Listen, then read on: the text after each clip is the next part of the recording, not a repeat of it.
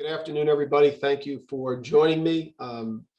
Last week I was not available on the Thursday and Friday, so that's why this was pushed back one more week. We will have it again 2 weeks from today.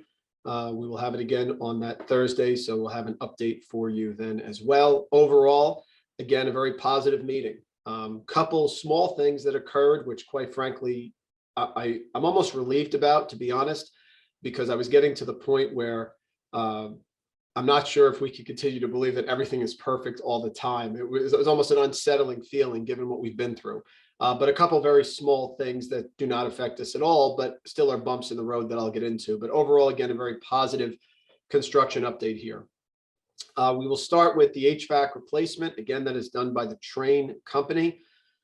Trane did take delivery of those 4 mini univents. I talked about those 4 mini univents that were going in last time. The key with those are the only univents that were not manufactured by Trane.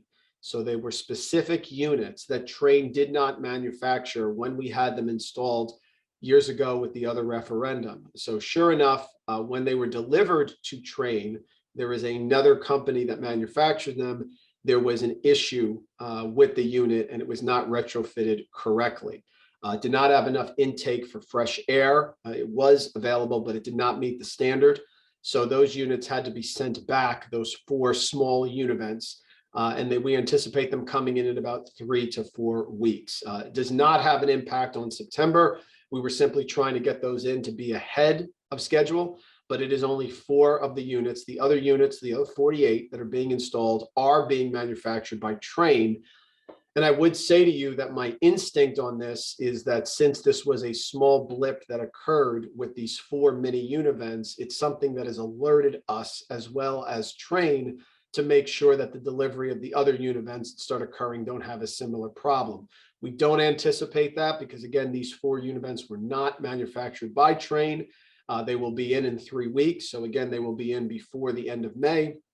And it does not in any way affect the 48 main univents that need to go in the overwhelming majority of rooms in the building. But it is a small thing worth noting. That's something we have to check along the way. We anticipated these things occurring. And part of me thinks it's good that it happened now because it's something that we can alert Trane to make sure that it doesn't happen. But again, those will be installed and it does not affect September at all in any way.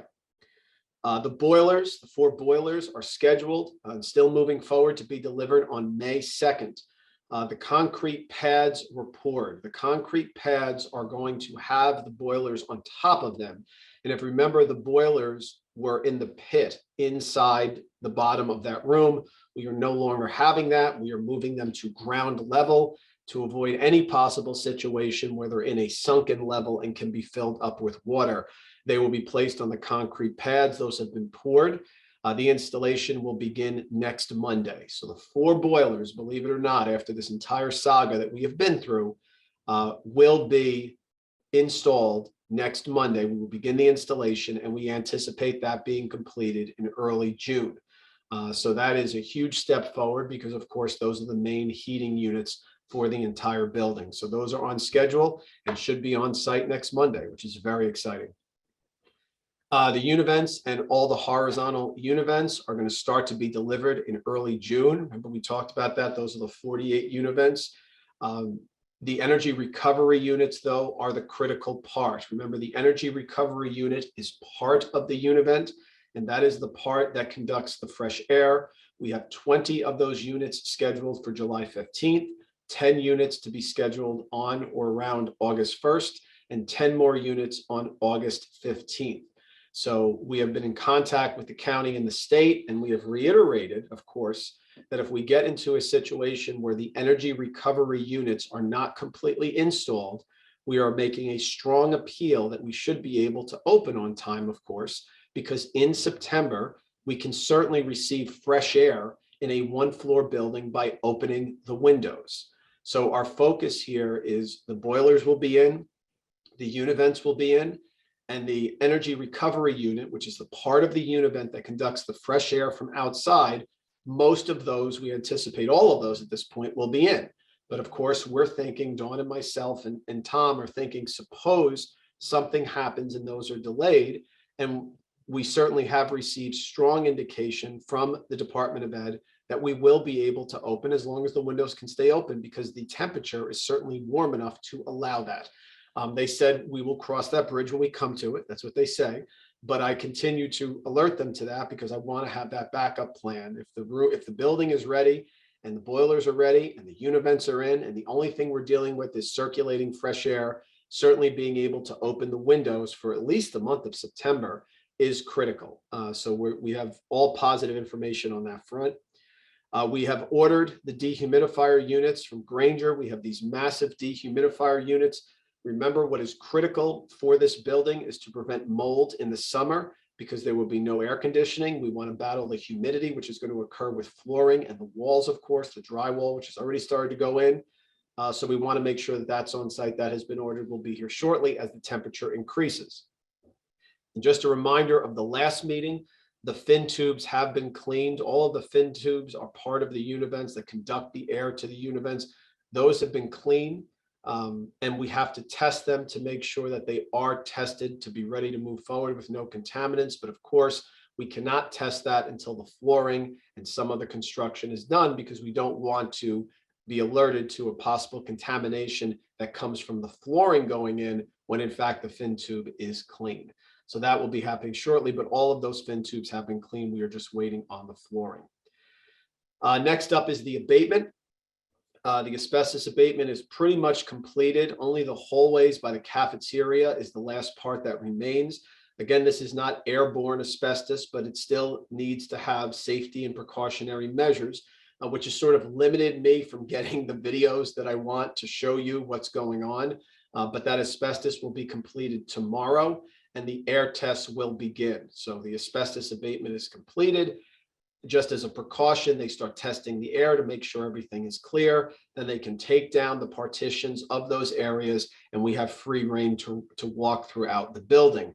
And again, asbestos will be finished tomorrow, and they'll be doing that final air clearance. When that air clearance happens, that's critical because the asbestos part has been put in the rearview mirror, and we can completely move forward. Next topic is the flooring. Gillespie is the company that is prepping the floors. The first 10,000 square feet of floor tile is to be delivered tomorrow. That's about 15% of what we need, but it certainly is a legitimate start. That install is beginning in room D5, and they will continue to prep the remaining floors for the delivery of floor tile, which we anticipate in mid-May. So that floor tile, actually the 10,000 square foot of floor tile is here. So we have that on site, and we're going to start with the install as well. So that is also a big positive step in the direction. Not only have the floors been ripped up, we're now placing the floors back down throughout the building, because when you think of having students in the building, the critical issues, flooring, walls, clean univents, clean air. Things such as heat is something that we can work on through September. Although we are on schedule to be ready to go, that is not something that's critical for the September opening. So we want to get the floors, we want to get the walls, we want to get those univents approved. That's the starting point, and everything is moving forward with that. Doors and hardware. Again, I've made mention of this, that sometimes the doors can be a bit of a delay. Order has been placed, approval is submitted. We anticipate delivery in mid-July. So if we need a delay, if something happens with the doors, we will be able to use our own doors, with possibly getting a couple, which is something I can talk to the community about. But we expect delivery mid-July. So that gives us a full month and a half before the start of school. But of course, worst case scenario, what would we use? We could use some of our own doors and put them back in. Next topic, painting, drywall, soffits. Soffits are the area above the lockers. All of this will be completed except the soffits by the end of the week. Remember, the bottom 4 feet was cut out of the majority of the building. It's about 4 feet of water that came in the building. So the sheetrock has been cut out, and we have pretty much 95% of what we needed has been replaced. So the sheetrock has gone up. The painting will continue pretty much over the next month, give or take. But we've started spackling, painting as well. And we're working then on the corridors. So that is big. We've had almost 95%, which is almost full completion of the sheetrock placed in those areas of 4 feet or below, which again is critical because now it can be painted and now we can start moving forward and making it look like a regular class. I will have some good videos of that, of some classrooms that actually look fully normal back to the way they were last year, which is great. So we're moving forward with that. Next topic is lockers. Premier Business Solutions began their work today. The lockers are starting to be installed. Remember, we're putting a metal base down instead of wood because, of course, one of the problems with the building is that the bottom of the lockers was on a wooden base. Water comes in, wooden base bows out and is destroyed. That will be metal, and they will be repairing those and reattaching them to the wall. Again, a locker itself is not critical. We're not going to hold up our students because of a locker, but we have to make sure that obviously the areas and the soffits are completely constructed.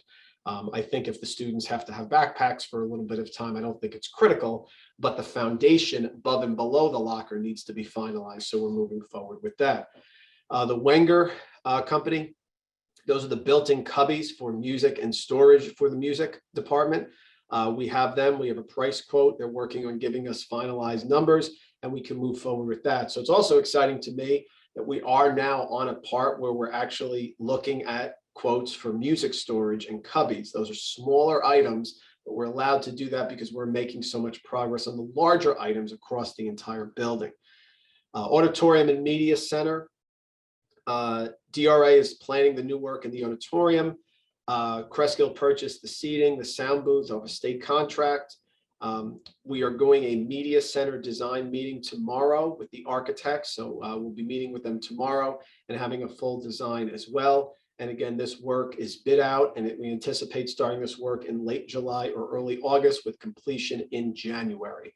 That's what we're focused on for the Auditorium Media Center. Again, that will not keep our students from being in the building, but we want to work on that concurrently with the classrooms as well, because that is a critical part of what our students' educational experience is. Last couple things. EPIC will be getting proposals for plumbing and electric. We are continuing to work with FEMA and architects. We have a new specialist that was recommended to us. We have several options in terms of mitigation and prevention. I told you about the meeting last time with Tiger Dam, which is another preventative measure that we possibly could have beyond having the slats that slide down over the louvers. It's critical for Dawn and myself and the Board of Education to make sure this does not happen again. So we just want to make sure all of these items, the mitigation things such as a Tiger Dam, they can be delivered in a couple weeks. So there is plenty of time for us, but we want to make sure that we have a full barrier, multiple levels of barrier to make sure that we don't go through this again. So what happens is we talk to different professionals, they refer us to someone else and say, you may want to check with them. They come up with a different idea. We meet with the company. So plenty of time here to make sure that we finalize that, but we've been actively discussing with FEMA because of course FEMA has to approve our plans to mitigate and make sure that we have preventative measures in. But new ideas keep coming forward, which of course we're going to listen to, and we have plenty of time here because we're still in April to make sure to finalize those. The last topic is, and I'll take some questions, is furniture orders. We have received the full quote. Myself and Mr. Massaro and Dawn met with the furniture company. Tables, chairs, desks, lab tables, everything, main office across the entire district have been ordered, and that quote came in. So we're just finalizing going room by room. But that was also exciting, to be honest, to get furniture orders in and deciding how many seats to have in a classroom. Again, that means we've made progress with sheetrock. We've made progress with flooring. We've made progress with cleaning the fin tube. The boilers are coming on Monday. So things are moving forward very, very well. And so that's where we're at overall. So now I'll see if we have some questions here and I can answer those as well. And again, if you have a question and it doesn't come forward, please feel free to let us know and we will get back to you as soon as possible. First question from Anna Solano. How many crews do we have working a day and how many hours per day and how many days per week? Can we have more crews or more hours? Dawn can give you some information on that. But what I'll say is we have been, Anna, working concurrently. So what we're doing is we're not waiting, for example, with the flooring to have the flooring completely finished before we bring a backup crew in that starts putting the flooring in. So we do have multiple crews. Dawn, you can give a little more detail on maybe the numbers and what we have going on. Yeah, we have crews from all of our different vendors. So vendor doing the lockers, we have a vendor doing the flooring, we have a vendor doing the abatement. So various vendors are bringing in their own crews, pretty much Monday through Saturday during normal business hours. Any vendor that asks to work beyond normal business hours, we make custodial staff available so they can be in the building. But right now, everybody's just been pretty much working the typical 8 to 4. Let's see, can any of the furniture that was bought for show day be used? 100%, Temple. Any furniture that was purchased that we have will absolutely be brought over. We're just looking to make sure that we have enough that we have for our students. And of course, if there's extra, it can be used in different schools as well, some of the lower grades as well. But we want to make sure that we have enough. We don't want to have too much. We're not going to over order with storage, but we certainly will be bringing our furniture over from show day, 100%. Another question came up here. Yes, our project manager from Epic Consultant, they will be at the May 23rd board meeting. So they will be here on May 23rd to make a presentation at the board. So if you do have the need to talk to them directly and you have specifics about the projects, like we said, they'll be here once a month. So they will be here at the May 23rd board meeting. You'll have an opportunity to speak with them. Ginny Lim, 1305, sorry. Tentacle Park, middle schooler could be divided by different buildings such as rec center and high schoolers for CHODE for efficiency and effectiveness.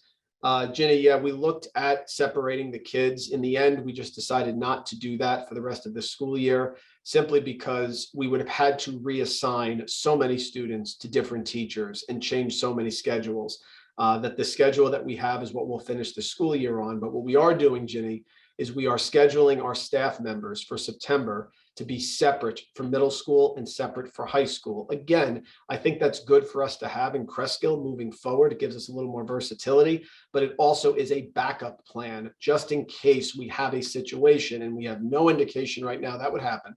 But just in case we have a situation where the middle school may have to start in a different building or the high school may have to be separated because only a couple wings are done, we need to have that versatility. So we are moving forward with our scheduling process, which is taking a little longer, obviously, to separate our staff to middle school only and high school. Mr. Burke, backup plan in terms of 100% in person from day one, is that still the case? Can you share more of the backup plan? Yes, my focus, and I'll make this clear, I made it at the board meeting on Monday, I do not want virtual in September. I have no interest in any part virtual learning whatsoever. So we are trying to finalize a lease with potentially St. Therese to see what we can do for September. Obviously, the Archdiocese is going to want a full year lease. So we're trying to balance that out because we don't want to necessarily rent St. Therese for the entire school year and not use it. But at the same time, we want to make sure that we have St. Therese or another building available in case we do need it.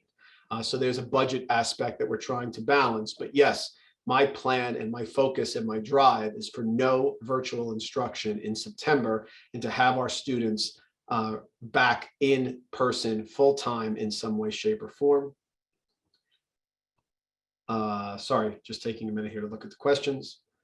Dawn question here, how are we on the budget costs? Are they coming in as expected? Are they coming in under in terms of the full referendum amount that we had? Can you address that, please?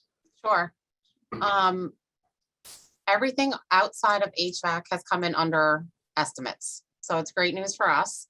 The HVAC has come in a little above the preliminary estimates, but we also had $2 million in contingencies that was set aside for situations just like this. So the contingencies have been applied towards the shortfall on the HVAC, but everything else to date has been under budget. And in some cases, significantly under budget, which is good news for us. But we haven't finished construction. So at this point, I don't want to say in total, but to date, what we've seen so far is numbers coming in under our preliminary estimates. Just to build on that, I want to go back prior to when I was superintendent. I want to say in the early 2000s when we had the referendum that actually constructed the 6th grade coming to the middle high school. That project actually ended up we went over, I remember, from what I remember, again, I wasn't superintendent, and there had to be things cut at the end of that in order to reach the amount. That is another reason why I think some people were a little astonished at the amount of the referendum, because when you're dealing with a situation with a flood where you're trying to recover, not amplify or add on to, we can't run into that situation, because suppose we were to be way under budget and we came back to you and said, well, we can't repair the D wing. I mean, that's a disaster. So that is part of the reason. Again, Dawn said that's why we were estimating high. We expected some things such as HVAC to maybe go a little bit over, but we're still looking really, really good in terms of the finances. A question here about the technology needs that will be planned for. Good question about the technology needs. We had to make some adjustments in the budget. We'll have a budget presentation at the May 9th board meeting. And obviously there had to be some cuts in terms of technology. But the reason I'm optimistic about those is because I have a list. I'm old enough that I can say Rolodex, that hopefully some of you will remember. But I have a list of companies that, again, asked in the fall and the winter, we want to contribute to the school. How can we help? And what I said to some of those companies at the time, of course, a wonderful company like LG just handed us $25,000. But what I said to them is, we will know once we start ordering product what we'll need. And they all said, come back to us and we'll be able to make donations. So while there has been some cutbacks in terms of Chromebooks and smart boards, what we are looking for is donations, which all the companies I've talked to are willing to do. They won't want to donate money. They want to donate items. Even LG donated the televisions. So there have been some cuts with technology, but I'm really optimistic that everyone will deliver on what they promised when I reach out to them and be able to make up the difference. Of course, they can't address salaries and things like that, but they can address technology, and it's something that all the companies are very willing to do. Dimple asked Dawn the delta on the HVAC. So in terms of a difference, or maybe a little too early, but in terms of a difference. Sure. It's about, at this point, I think it's about 500,000 over. I'm waiting on one additional small piece for the controls. We have not gotten the full cost from them, so it'll be a little bit more than that. Question here from Daniel about the Wi-Fi being fully operation. Absolutely. Because the Wi-Fi, the routers are on the ceiling and the Wi-Fi is working in the building, and the Wi-Fi, again, in our main area for all the district is working, and it was on the ceiling. So again, not damaged, fully operational, and we were very confident with that. It is critical to be back in this building. And again, I can assure you that if I had any indication, I would not hide anything. But that small issue with those 4 univents was not a delay at all. If anything, it was a nice wake-up call. And again, those were the 4 univents that were not manufactured by Trane. So they were, again, outsourced. So we are on target, moving forward. Furniture is ordered. The videos that you will have once we get the asbestos partitions up will be of flooring going in. It will be of the sheetrock that's up. You'll start smiling because the building is starting to come together, which we're very excited about. So again, knock on wood, please. Prayers that you're saying are working, and we are moving forward. We will have the May 9th meeting, our budget, our May 23rd meeting. Epic Consultants will be there. I will have another meeting in 2 weeks as well, and we will have a video up shortly because the asbestos will be finished up tomorrow, and we will have more free reign of the building moving forward. So all good. All good. Sun shining, weather better, good things are happening. And so thank you again for your support and your attendance. And I will see you again in 2 weeks or at the May 9th board meeting. And we will continue to have you updated. And just so you know, the process of which we're doing this Zoom will not continue. The process by which we're doing the Zoom, we will have someone actually working the weight room next time, the chat room, so that we will not have to do this. So it will be a little bit more of a streamlined process moving forward. Thank you so much, everybody. We will talk soon. Keep moving forward.